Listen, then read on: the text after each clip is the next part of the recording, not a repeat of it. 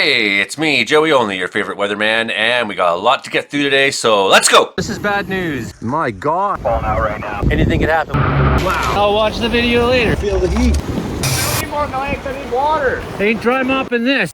Okay, so check this out. This is the globe. See that? It's the globe. And what I want to show you right now is wind speeds. Well, that's 11.7 kilometers above the surface.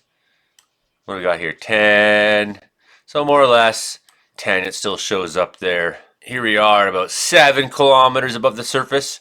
So here we are. There's like a very strong jet. And what this jet's doing is it's going like all the way around the world. And this is very cool. And while it's going all the way around the world, it also happens to be partly taking aim here at BC. And eventually one of them's area is going to split off and hit down south in California. So here's kind of the overall picture of the jet stream when you go very, very high up. Kind of circles the world right now. So it's a delivery system for moisture that is quite substantial. So that's where our upper jets are. Our lower jets, 5,000 meters, so about 5 kilometers. There you go. So just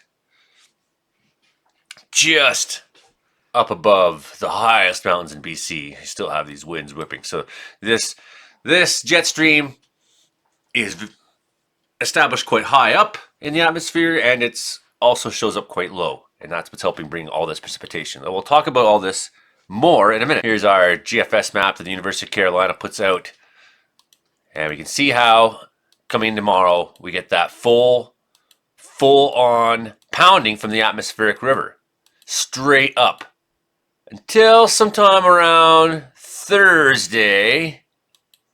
Bam. And what happens here? So we have this big bulge of warmer air pushing far to the north, all the way up here, even above zero. Very warm temperatures. And then what happens is we get this rebound in the jet stream right after that. And temperatures are going to start trying to drop. And here you go. Almost in time to see the high pressure show up. So at the end of this week, I do expect to see temperatures getting back down to zero. We just play that through one more time.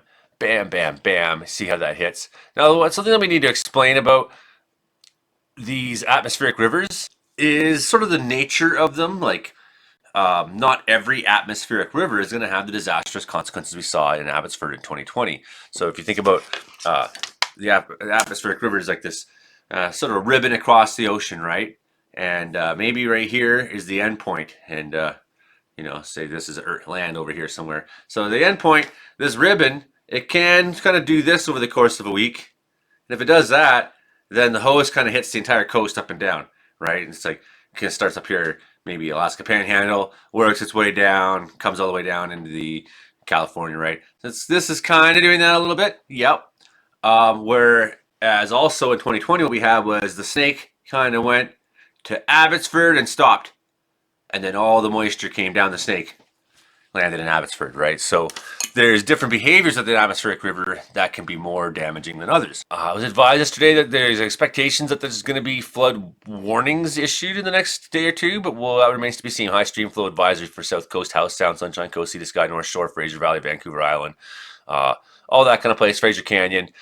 Potent series of storms this weekend, next weekend, with an initial storm Friday, again Saturday, Sunday, another into Monday. So this is actually a little bit out of date already, although I'm sure the information is still pretty good.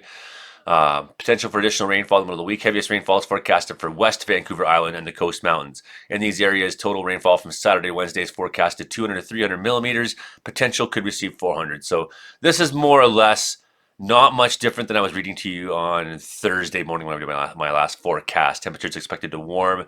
The river conditions will rise over the weekend into next week. Peak levels are expected to occur in most areas Sunday to Tuesday. This could include Gold River, Salmon River, Somas, Sproat, Englishman, Qualicum, Chemainus, Cowichan.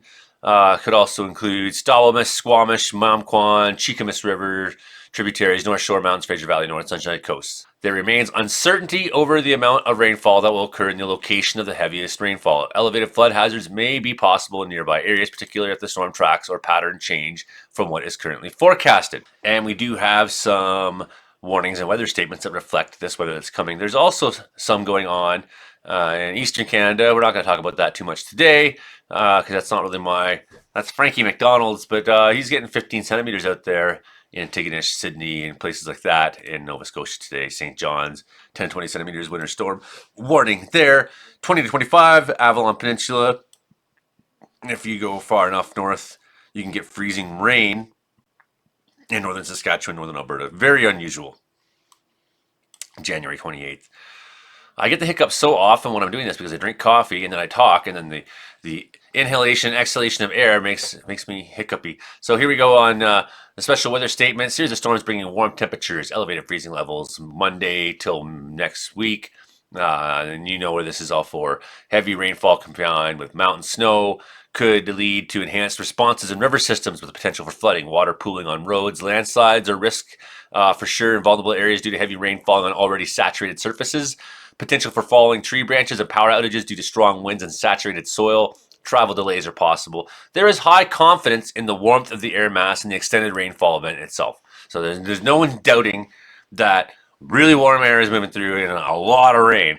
But there's still low to moderate confidence in the exact location and the timing of the heaviest rain. So where does the head of the snake land? And does the head of the snake actually stop somewhere? And if it full on stops in one place, then whoever is underneath where it stops is going to get fucked up.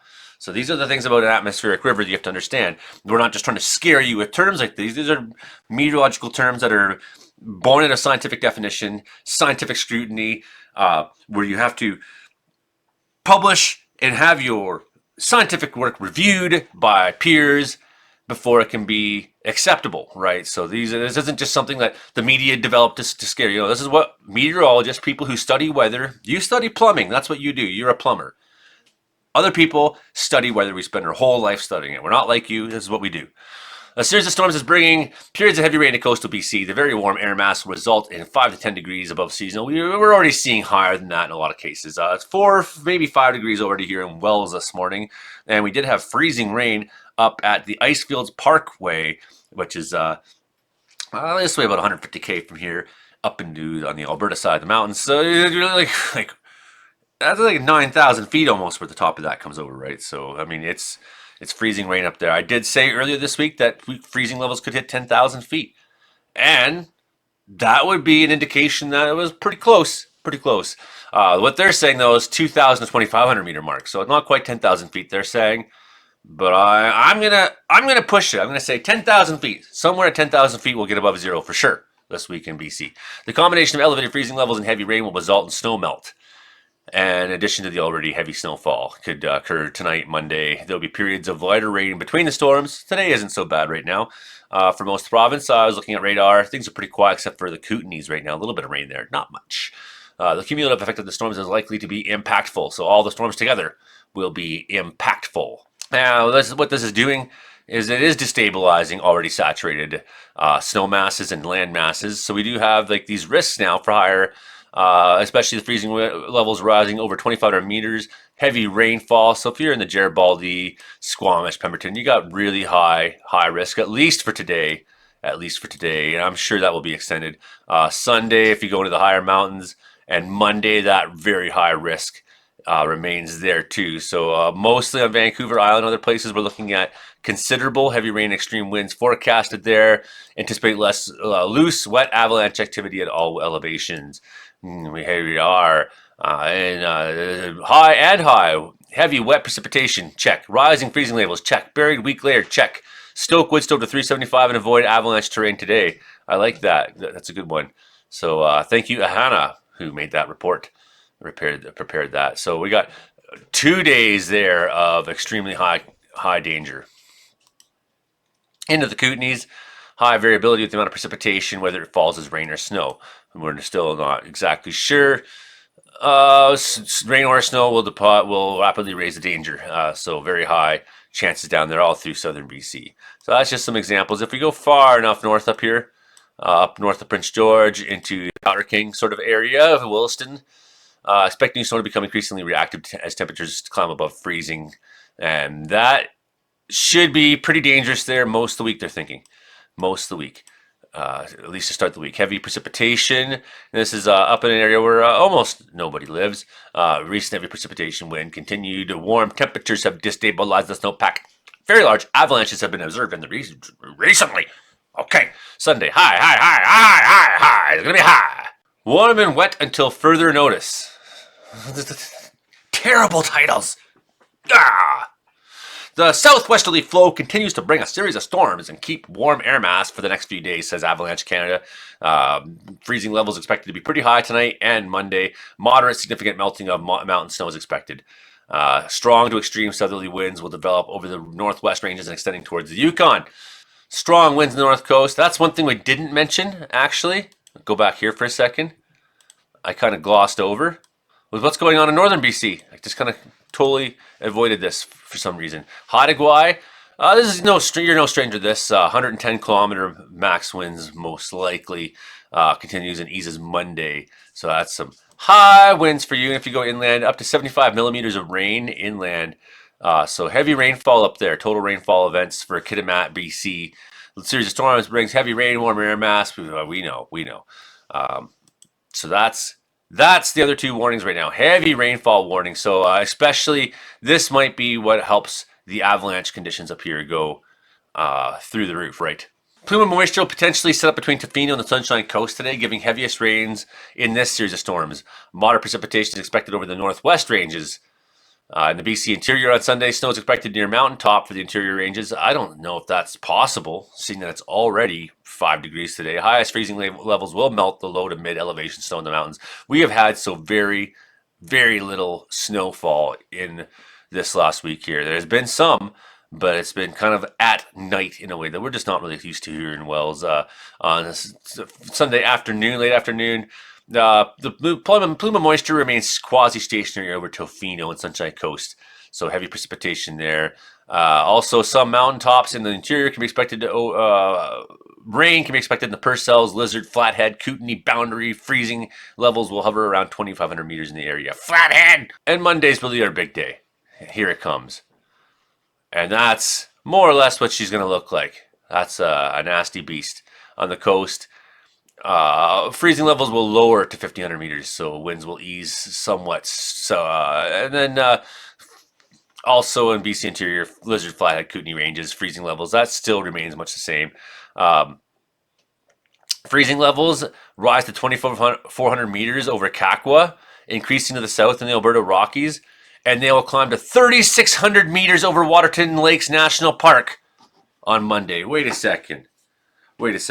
Siri, what's 3,600 times 3.2808? The answer is 11,810.88. 11,810.88 feet above sea level. That's where the freezing level could be in the Alberta Rockies on Monday. What? That's fucked up, man.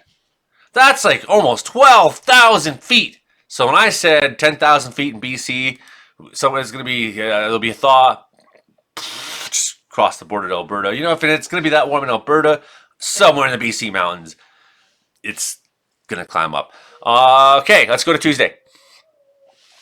Avalanche Canada is saying Tuesday peaking around 2,500 meters in the afternoon, 2,000 meters on Monday. So the freezing levels will be shifting 1,000 to 1,500 meters on Tuesday, Wednesday, and then the BC interior 2,200 to 2,500 meters in the North Rockies, the U.S. border, Tuesday and Wednesday. So these are crazy, crazy things. So here is the bulk of the beast. And you can see that sort of classic shape, the mid-latitude cyclone, and here's the tail. And then a lot of that moisture doesn't show up very highly. This is a lot of moisture all through here that this is trying to draw on. So it doesn't necessarily show up like this, but if we go to Rain and Thunder and we look at rain accumulation and we go next 5 days, you can see where it's drawing its energy from, right? You can see that track. And of course, here's the places along the equator where it's just always doing this. But we got some of the same stuff. Frankie McDonald, he believes that the cyclone that just happened, Kirili, that just happened in Australia, is partly what's bouncing things around. And Frankie's got that ability to see things in a bigger picture that a lot of people don't have the ability to do. And that's something that's misunderstood about him and his weather reading ability. It's something that's misunderstood about my weather prediction, that part of what drives it is a different kind of mind that just have this way of feeling and visualizing how things must be working together. And that is Frankie. And in the next 3 days, yeah, some big rain totals. Some big rain totals. And this is just one model. We could spend time going back and forth to all the different models, but I don't think it really matters a great deal which one you pick. You're going to be looking at possibility of 200 millimeters of rain in a lot of places in the next 5 days there. And then also in those same places, some of that new snow. You can see even a meter of snow in there. So you get that mix of rain and snow. It's very concerning how that mix might work itself out and melt off and this and that. However, at the end of all this comes a cool down. And that's what I am here to partly talk to you about today too. So we're just going to quickly go through the animation here and have a look at this next week. You all know more or less what's going on by now. So here's our atmospheric river hitting BC Sunday night, continuing on Monday. We're still getting that straight up flow. We got the second storm in here helping push it. It's starting to develop again. Next storm. So we might get multiple rounds of storms before finally on Thursday things start to kind of push out, right? And things do. And by that time, that atmospheric river is more or less going to be slamming into California, right? So rain accumulation there. Let's look at the next 10 days. There's some big numbers already. If you look at 69 millimeters. California's dry in the winter. So, I mean, you don't say to me, that's crazy. The Olympic Mountains here, the Olympia Mountains, they're not dry. 137 millimeters of rain, that makes sense. Okay, and if we go look, say where Portland is, our friends there, they're going to be getting some good rainfall there too the next 5 days.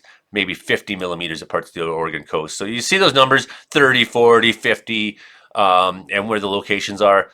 Those numbers could still very much happen. They may not be in those exact spots. Maybe the 40s here, the 50s here, and the 30s here, and like that's how forecasting actually works. But you go to what's this? The desert in California.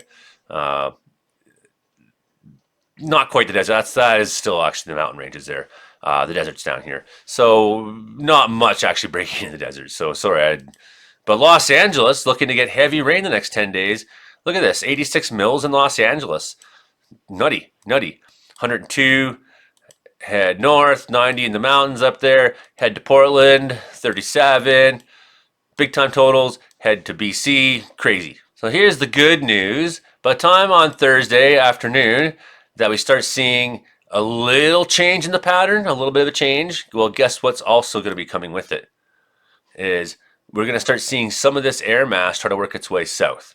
So here's coming into the story for February is that we are going to have some winter weather again.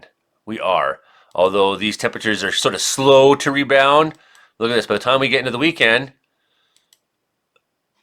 southern BC is starting to get some of that cold air. And look at our friends in Punxsy who want to win more contests. I've only put out 6 albums, so I don't know how many times Martina wants to win the contest for how cold can BC get. But we're not out of winter fully yet. And I warned you this was going to happen. And the thing is, what's been going on when you kind of look up here, look at all the warmer air that's making its way into the Arctic. It's just a matter of time. Now we do have some of these like extreme temperatures. I don't think we're going to see that in BC, but this is going to get isolated and break off, right? Here's a big bulge of cold air. He gets isolated, starts getting cut off, and starts making its way south. So into next week, cooler temperatures at nights for sure. Some of us are going to be seeing maybe close to 20s. That could even be in southern BC. You get some really low numbers. So that's kind of what we're looking forward to the next week. First, a lot of rain, then a lot of warming things and everything melting and all hell breaking loose, landslides, road slides, everything. And then at the end of it all, some cold weather. We're going to take the rest of this morning to look at some of these things I've been saying. Read through some of this for you. This is my group I run, Interior Weather and Wilderness Watchers, on the Facebook. We got 17.2 thousand members. So here's where I say a lot of my things I don't say on the internet. Problem with all the rain that's hitting the snowpack this week is that so much of this water is just going down the drain. The mountains are where most often we save this needed snow. Essentially, we're losing a lot of that money in the bank water that we need to be on the ground coming in the spring. In order for this precipitation to be very helpful, we'd prefer it to be falling as snow at this time of year, particularly at higher elevations. It doesn't do much good if a big chunk of that hydrological cycle washes too early into the river systems. Meanwhile, large sections of the interior have such low water levels in the rivers that any runoff right now will not bring major changes to their situations. What it could mean is that there will be much less water available in the system in May, June. Without a significant jump in the mountain snow levels in February, March, but still possible, an early season hot spell could quickly destroy all the remaining snow. Up here in Wells, the ground is currently frozen enough that melting snow isn't soaking deeply in, so it has an easier time running off. This is how environmental imbalances compound themselves. They snowball. The longer the mountain snow stays into the summer, the more sun it deflects. So if you can imagine, the snow's presence actually provides a bit of a cooling effect. The more humid the air will likely be, and the longer we benefit from the slightly cooling effects of snow being here. It's simple. If we lose what little snow there is too quickly, then the more drought-prone BC interior could be in the summer of 2024. Once again, we come back to the hope that the waning El Nino will return to a sustained precipitation for the province. The sooner that happens, the better. So essentially what I'm saying here is that losing so much of this snow right now is very bad if we can't make it back in time, and I'm not sure we can. Other things to look forward to in this kind of weather: rock slides. Beware of falling rocks. There are reports of rocks on the road at South Salmon Arm yesterday. I also heard about some near the turnoff on Highway 5 to Sun Peaks. One report, I'm not sure if it was the one in Salmon Arm or the Sun Peaks one, but one report I heard was that there was a rock on the road the size of a Volkswagen. So big rocks coming down the hill. So the ground gets saturated, things want to roll. The sorts of thaw and wet weather we're having in BC destabilizes rocks, hillsides, snow, and leads to roads washing out easier than might be expected. So if you are driving through the night this week at all, these hazards could show up in the darkness. Road closures can lead to big detours sometimes in BC. You know, if you're down in the Kootenay somewhere, it's like you want to get from here to here, well, you got to drive all the way around here. Well, when that road's out, then you got to drive all the way around. You know what I'm saying? Road closures can lead to big detours, so plan to have full tanks of gas and time to spare when you have those long stretches of roads. Here's another thing I'm saying today, and I'm explaining about the El Nino. The most recent IRI plume indicates El Nino will gradually weaken and then transition to ENSO neutral during spring 2024. Some state-of-the-art climatic models suggest a transition to ENSO neutral as soon as March, May. So we could find ourselves in between El Nino and La Nina. So then the question is, when does a La Nina come? What are the effects of that going to be? We've obviously had a pretty dry couple years, a year of this El Nino. El Ninos tend to last a year. La Ninas can last much longer. Some people have been reporting water temperatures in the Pacific along the South American coast to be cooling. The wind patterns of El Nino are pushing that warm water out to sea. When that does, it allows for the upwelling of cold waters from deeper in the ocean right there. So this is a part of that cycle that's driving our weather globally. Our one big hope for this coming fire season is that the transition happens quickly and that normal or even heavier precipitation rates fall in June across BC, as is so often the case. La Nina certainly always falls in El Nino, so it's a matter of when, not if, this will happen. La Nina would bring the opposite trend to what British Columbia experienced this year. Despite how dry things look to be in the spring, if cooler, humid air is able to move in at all before summer and become somewhat dominant, it should depress fires' ability to burn as aggressively as we saw this year. So it's a very simple thing. If the temperatures are cool and the air is more humid, on average, we're going to have less days of extreme fire behavior. It's that simple. All signs have been pointing to bad fire season this coming, and sure, most likely, but this big global change could help counter that some. If La Nina waits till next winter to dig in, it might not be enough though. So I believe the number of days BC experiences crossover fire weather depends on all this. When does that La Nina come? If it comes soon, and ordinarily you wouldn't think it would come soon, but we just had such a strong El Nino and things have been so out of whack. It's like things have been bouncing from, when you look at global climate and weather, things have been bouncing up, down, up, down. I don't think it's out of the question that we have a quick return to La Nina. It's not out of the question. Am I saying that's what's going to happen? No, I'm not saying it's what's going to happen. But I'm just saying there's sort of the discussion about what could be. So even a neutral oscillation, that's conditions between the El Nino and the La Nina. That would still probably allow for a more difficult burn season because the drought conditions in some regions of BC just require too much rain. In theory, neutral years tend to be more consistently lightning heavy in the BC interior, even if the storms are on average weaker. There's just a greater chance of consistent instability when neither the dry hot or the wet cool fully runs the show. They're able to fight each other a lot more. A steady diet of thunderstorms can be expected. Well, the problem is too, if we get these very dry areas, like we go down 100 centimeters and you will not find water in parts of the Caribbean and the parts of the Peace, right? So you get a lot more lightning storms and we still have dry conditions. That could be a bad problem. So maybe, I think what we saw a lot in 2019 was moisture just came in and steamrolled across the province, and very uniform weather, and we had a lot less lightning weather that year. So these are 3 or 4 different things that I think could happen this year. My gut has been saying for the last 5 months that we got a bad fire season coming in 2024, and I'm probably right about that still, but it's not set in stone. A lot can change between now and the summer. And that's what we're hoping for. But losing so much of the snow right now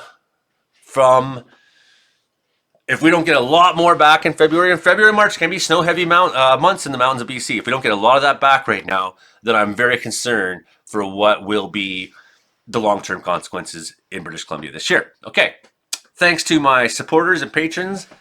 Thank you! I would just like the world to know how thankful I am to my patrons and supporters.